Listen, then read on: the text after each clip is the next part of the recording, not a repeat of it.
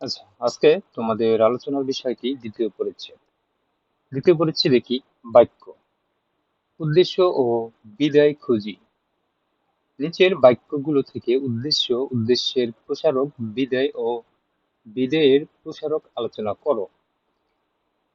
মেয়েটি গান করছে। লাল জামা পরা মেয়েটি গান করছে। লাল জামা পরা মেয়েটি হারমোনিয়াম নিয়ে গান করছে। এই ভর দুপুরে লাল জামা পরা মেয়েটি হারমোনিয়াম নিয়ে গান করছে। উদ্দেশ্য ও বিধেয়। এখানে দেখো, আমরা এখান থেকে উদ্দেশ্য, বিধেয় এবং এই যে এখানে যা যা বলছে উদ্দেশ্য প্রসারক, বিধেয় ও বিধেয়ের প্রসারক বের করব। চলো দেখি, আগে আমরা এগুলো জেনে নেই যে আসলে উদ্দেশ্য, বিধেয় এগুলো কি। উদ্দেশ্য ও বিধেয়। উদ্দেশ্য, বাক্যে যার সম্পর্কে কিছু বলা হয় তাকে বলে কি উদ্দেশ্য। যেমন উপরের বাক্যগুলোতে মেয়েটি হলো উদ্দেশ্য, মানে যে মেয়েটি গান করছে, মানে কে গান করছে? মেয়েটি। এই মেয়েটি কি উদ্দেশ্য।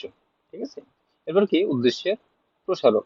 উদ্দেশ্যকে ব্যাখ্যা করার জন্য যে শব্দ বা শব্দগুচ্ছ ব্যবহৃত হয় তাকে উদ্দেশ্যের প্রসারক বলে। যেমন উপরের বাক্যগুলোতে লাল জামা পরা হলো উদ্দেশ্যের প্রসারক।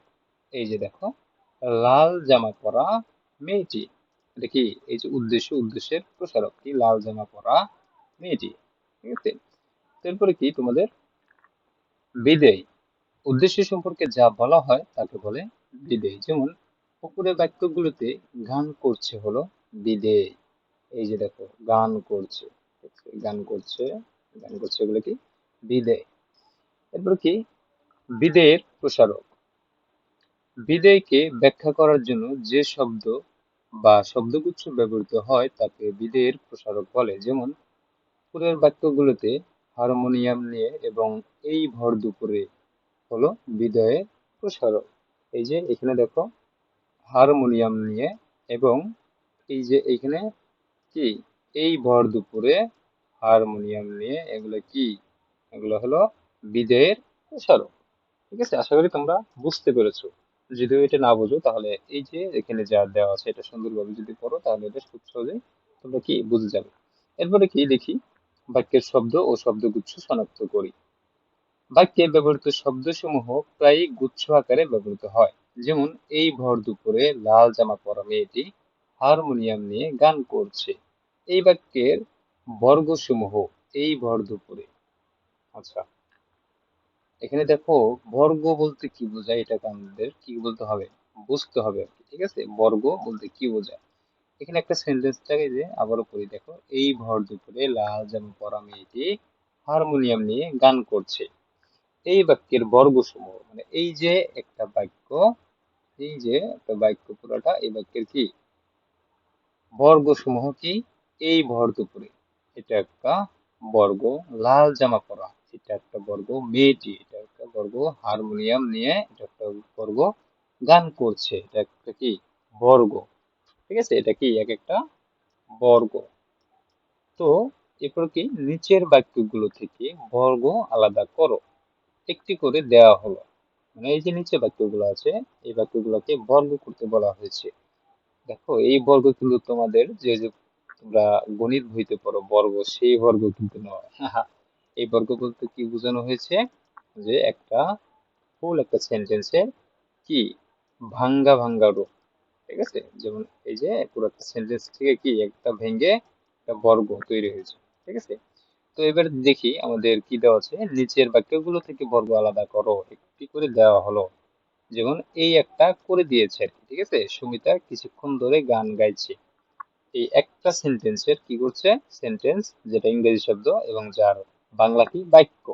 তো এই বাক্যটা অ্যান্সার করে দিয়েছে, সেটা কি দেখো, সুমিতা কিছুক্ষণ ধরে গান করছে। এখন সুমিতা এটা একটা বর্গ, কিছুক্ষণ ধরে এটা একটা বর্গ, গান গাইছে এটা একটা বর্গ। তো এখানে আরো কিছু জিনিস দেওয়া আছে কি, দেখো, তো এখানে আরো কিছু বাক্য দেওয়া আছে নিচে দেখো, এগুলো আমরা করব। ঠিক আছে, তো চলো দেখি এগুলো আসলে কি হবে। এখানে যদি আমরা দেখি, প্রথমটা তো আমরা পাইছি, এটা আমাদের বই দেওয়া আছে। দ্বিতীয়টা কি, সায়রা ও রিতা বাগানে খেলছে। সায়রা ও রিতা এই দুটো কি একটা বর্গ, বাগানে একটা বর্গ, খেলছে আর একটা বর্গ। আমার বোন পরীক্ষায় ভালো রেজাল্ট করেছে। আমার বোন একটা বর্গ, পরীক্ষায় একটা বর্গ, ভালো রেজাল্ট একটা বর্গ, করেছে একটা বর্গ। প্রতিবন্ধী ছেলেটি অসাধারণ ছবি আঁকে। প্রতিবন্ধী একটা বর্গ, ছেলেটি একটা বর্গ, অসাধারণ একটি বর্গ, ছবি আঁকে এটা আরেকটি বর্গ। আমার বাবা প্রতিদিন বিকালে নদীর ধারে পার্কে হাঁটেন। আমার বাবা একটি বর্গ, প্রতিদিন বিকালে একটা বর্গ, নদীর ধারের পার্কে একটা বর্গ, হাঁটেন তার একটা বর্গ। পরীক্ষা শুরু হবে ঠিক সকাল 10টায়। পরীক্ষা একটা বর্গ, শুরু হবে একটা বর্গ, ঠিক সকাল 10টায় আরেকটি বর্গ। দেখো এটা কিন্তু খুবই সহজ একটা বিষয়, ঠিক আছে? তোমরা সকলে এগুলা পারবে। তো দেখি এরপরে তোমাদের কি দেওয়া আছে। বর্গ। বাক্যে ব্যবহৃত শব্দগুচ্ছ বা বাক্যাংশকে বর্গ বলে। বর্গ কয়েক ধরনের হতে পারে: বিশেষ্য বর্গ, বিশেষণ বর্গ, ক্রিয়া বিশেষণ বর্গ, ক্রিয়া বর্গ। ঠিক আছে? আসলেও আমরা বর্গ সম্পর্কে কি বলা হয়েছে এখানে একটু ডিটেলস ভাবে দেওয়া আছে। চলো দেখি আসলেও আমরা বিস্তারিত ভাবে জানি যে বর্গ আসলে কি। বিশেষ বর্গ।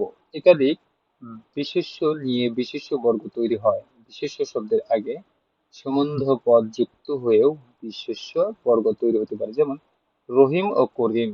রহিম ও করিম, দেখো দুটি কিন্তু কি বিশেষ্য সম্বন্ধ যুক্ত পদ। বৃষ্টিতে খেলছে। রহিম ও করিম বৃষ্টিতে খেলছে। মোল্লা বাড়ির কায়সার। কায়সার কোথাকার কায়সার? মোল্লা বাড়ির। ঠিক আছে? মোল্লা বাড়ির কায়সার ভালো একটা চাকরি পেয়েছে। এরপরে কি বিশেষণ বর্গ। বিশেষণ জাতীয় শব্দের গুচ্ছকে বলা হয় বিশেষণ বর্গ। যেমন নীল শার্ট পরা ছেলেটি কবিতার বই পড়ছে। এই যে নীল শার্ট পরা, ঠিক আছে? নীল শার্ট পরা এটা কি বিশেষণ বর্গ। আমটা দেখতে ভারী সুন্দর। ভারী সুন্দর এটা কি বিশেষণ বর্গ। ক্রিয়া বিশেষণ বর্গ। যে শব্দগুচ্ছ ক্রিয়া বিশেষণ হিসেবে কাজ করে তাকে ক্রিয়া বিশেষণ বর্গ বলে। যেমন সকাল 8টার সময়ে সে রওনা হলো। এই যে সকাল 8টার সময়ে এটা কি ক্রিয়া বিশেষণ বর্গ। আমরা 3 নম্বর প্ল্যাটফর্মে দাঁড়ালাম। এখানে কি 3 নম্বর প্ল্যাটফর্ম, এটা কি ক্রিয়া বিশেষণ বর্গ। এরপরে কি ক্রিয়া বর্গ। বাক্যের বিধায় অংশের ক্রিয়া প্রায় ক্ষেত্রেই ক্রিয়া বর্গ তৈরি করে। যেমন যেমন অস্ত্র সহ সৈনিক দল এগিয়ে চলছে। এই যে এগিয়ে চলছে এটা কি ক্রিয়া বর্গ। সে লিখছে আর হাসছে। এই যে লিখছে আর হাসছে এটা কি আরেকটি বর্গ। তো আজকে এই পর্যন্তই। আমরা পরবর্তীতে কি করব, এই যে যে বর্গ সম্পর্কে জানলাম, ঠিক আছে? এইটারই একটা কি দেওয়া আছে এখানে, কিছু কাজ দেওয়া আছে, সেগুলো কি বিভিন্ন ধরনের বর্গ খুঁজি। মানে আমরা তো এখান থেকে বর্গটা জানলাম, তো এরপরে আমরা কি করবো বর্গটা খুঁজবো। ঠিক আছে? খুঁজে বের করব। দেখো এখানে কিছু দেওয়া আছে, নিচের বাক্যগুলোতে বর্গ চিহ্নিত করা আছে, এগুলো কোন ধরনের বর্গ তা আশেপাশে লেখো। এখানে কতগুলো কি বাক্য দেওয়া আছে, ঠিক আছে? এগুলা বর্গ খুঁজে বের করতে বলা হয়েছে, এগুলো আমরা পরবর্তী ভিডিওতে খুঁজে বের করব।